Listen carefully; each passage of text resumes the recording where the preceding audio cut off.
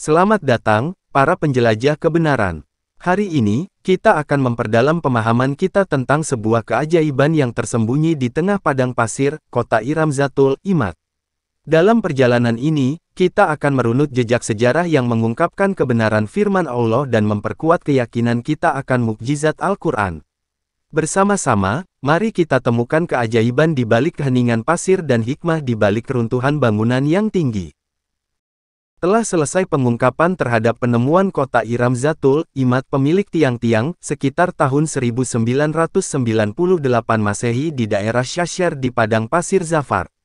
Dan jarak penemuan itu sekitar 150 km sebelah utara kota Soalalah dan 80 km dari kota Samrit. Telah disebutkan kota Iram dan penduduknya, kaum Ad di banyak tempat dalam Al-Quran, sebagaimana firman Allah. Yaitu penduduk Iram yang mempunyai bangunan-bangunan yang tinggi, yang belum pernah dibangun suatu kota seperti itu di negeri-negeri lain. Qs. Al-Fajr, 7-8. Dan itu adalah negerinya, Ad kaum Nabi Hud, alaihi salam yang telah Allah binasakan dengan angin yang sangat dingin dan kencang, dan saya yakin Anda semua mengetahui kisahnya yang disebutkan dalam Al-Quran. Dan datang penyebutan kaum Ad dan negerinya, Iram di dua surat dalam Al-Quran, salah satunya dengan nama nabi mereka yaitu Hud, alaihi salam, dan yang kedua dengan nama tempat tinggal mereka yaitu Al-Ahqaf, dan di dalam puluhan ayat Al-Quran yang terdapat dalam 18 surat dalam Al-Quran. Dan penyebutan kaum Ad dalam Al-Quran terhitung sebagai pemberitaan paling banyak dibandingkan dengan pemberitaan tentang umat-umat yang lain yang dibinasakan, sebagai bentuk keajaiban dalam Al-Quran. Hal itu karena kaum ini Ad telah dibinasakan secara total dengan angin berpasir yang tidak sewajarnya. Pasir-pasir itu mengubur dan menutup peninggalan-peninggalan mereka, hingga tersembunyi tertutup semua peninggalan mereka dari muka bumi.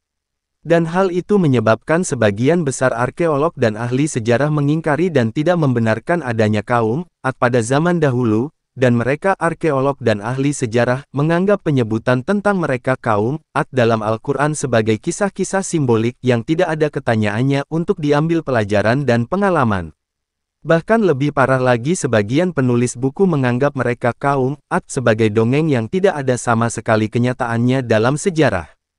Kemudian muncullah penelitian-penelitian arkeolog pada tahun 80-an atau 90-an di abad ke-20 dengan penelitian tentang negeri Iram di padang pasir Ar-Rubu Al-Khali di Zafar 150 km sebelah utara kota Salabah, selatan kerajaan Oman. Dan penemuan mereka membuktikan kebenaran Al-Quran dalam semua yang diberitakan di dalamnya tentang kaum Ad. Berangkat dari hal tersebut maka pembahasan hal ini di sini hanya mencukupkan diri pada penemuan arkeologi di atas dan pada apa yang dicatat dalam Al-Quran surat Al-Fajr ayat 6-8 semenjak 1400 tahun yang lalu.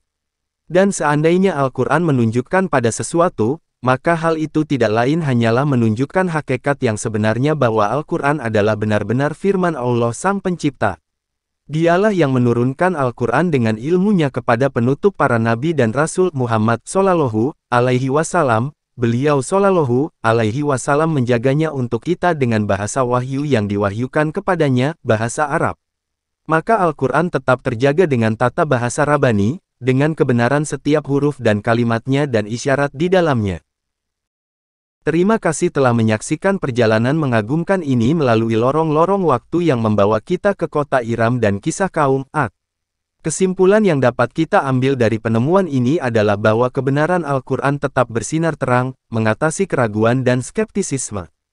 Mari kita jaga iman kita dalam menghadapi tantangan zaman modern ini, dan teruslah mencari keajaiban yang menguatkan keyakinan kita kepada Sang Pencipta. Sampai jumpa pada perjalanan berikutnya, di mana kita akan menjelajahi lebih banyak keajaiban dan kebijaksanaan yang tersembunyi dalam tali-tali waktu sejarah. Salam sejahtera untuk kita.